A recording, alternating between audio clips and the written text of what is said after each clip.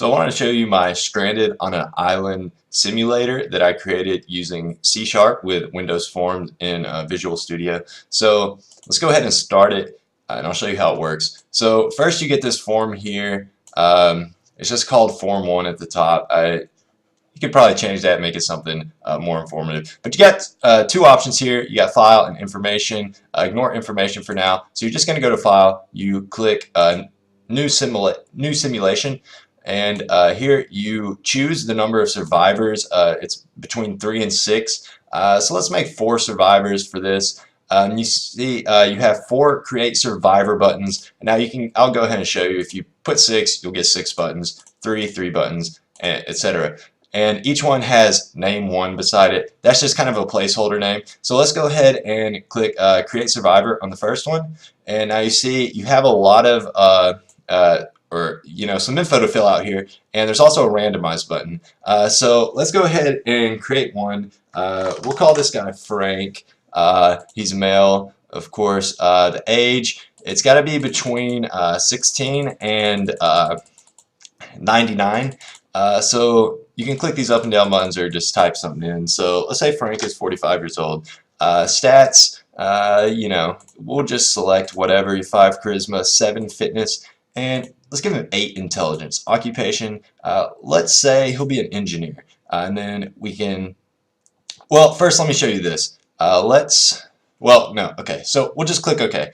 Alright, so for the next create survivor, for the second survivor, let's start by not filling out anything at all, and we click OK. You can see we get an error here, please complete all entries. So it won't accept unless you have all the info filled out. Now, one thing that I think is really neat, that functionality that I put into this program, is this randomize button. So let's go ahead and click that, and you can see it's filled out everything for us. And now go ahead and click it again. See, it gives us something different. So I think that's pretty cool, and that's a quick way to get the simulation up and running. You don't actually have to fill out this for all your survivors. Just click randomize if you want. I recommend it, actually. It's pretty neat. Okay, let's go ahead and accept this one, and I'll show you here. We've only filled out or created 2 survivors, but we need 4 because that's the number of survivors we selected. But let's go ahead and click start simulation, see what happens. Oh, another error. It says please complete all survivor forms. So it's not going to let you start the simulation without having input all the info for your survivor. So let's go ahead and randomize 2 more. There's one and there's another. Okay, so we've got our 4 survivors. So now let's go ahead and click start simulation. Okay, so now you see the simulation has started. It is day 1, midday. Every 3 seconds, I think it is, it'll go through to the next time period. There's 3 time periods on each day, and then it'll go to the next day. So you have morning, midday, and then night.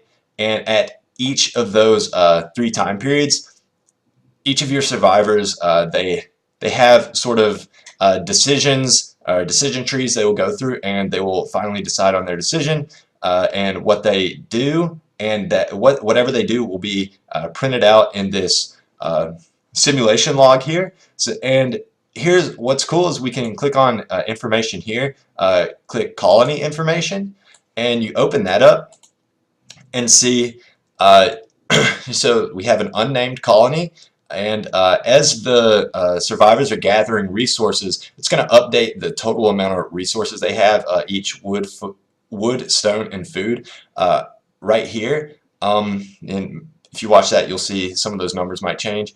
Here in blueprints, what that is any engineers, any of your survivors that are engineers they may decide to design certain items, and right now those items, the only ones that there are an axe, a fishing pole, and a lean-to. That's sort of like a little hut they can live in. And so right here, this actually starts off blank. I actually waited a little too long to open up this form because I was talking too much. So that's why you see all 3 entries already there, because our engineers worked hard really fast and created all 3 really fast. But that would start off blank, and these each wouldn't appear until an engineer actually developed a blueprint for that. And that doesn't mean they actually created the object. That just means that they created the design, so then it would be able to be crafted. However, I've not put the crafting functionality into the program yet. So that's the colony info. We can also go back and check each of our info for each of our survivors. So that's just showing Frank's stats. We'll go ahead and pull another one up. Let's pick Leslie. You can see she's 95 years old, and there's her stats. And the bottom left corner, it says idle. The intention there is for that to, constantly update to show what that survivor is doing. But right now, it just has a placeholder of idle. I didn't actually create that functionality yet. So that's the program. Pretty neat. I learned a lot making it. So I hope you'll download it yourself. Check it out. It's pretty cool. I know it updates pretty fast. It's kind of hard to actually keep up with everything and read everything that's going on in the log. It's a bit cluttered, but that's how it is for the moment. Maybe sometime in the future I'd like to update this, make it something a little more complete, something a little more compelling, but that's it for now. So thank you for watching.